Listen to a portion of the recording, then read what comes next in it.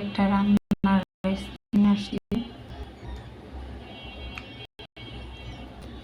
বিরিয়ানি, গরুর মাংস বিরিয়ানি।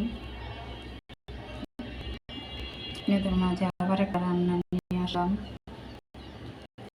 শাহী বিরিয়ানি, গরুর মাংসের তেহারি।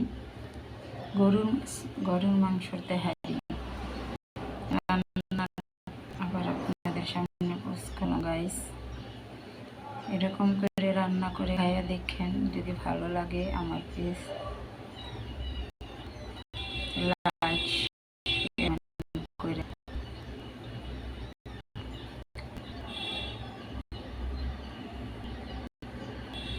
গরুর তেহারি খুবই মজাদার একটা খাবার।